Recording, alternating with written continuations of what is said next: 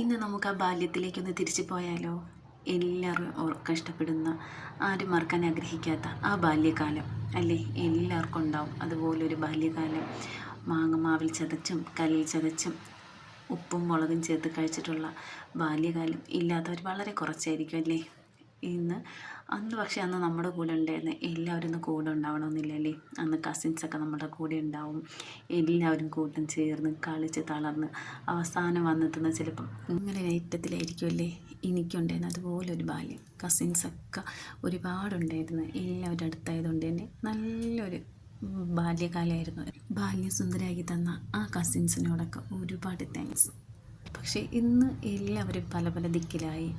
അവരുടേതായ തിരക്കിലായി, ജോലിയായി, ഫാമിലിയായി. ഇന്ന് എന്തെങ്കിലുമൊക്കെ ഫങ്ഷൻസിന് മാത്രമേ അവരെ കാണാറുള്ളൂ കേട്ടോ.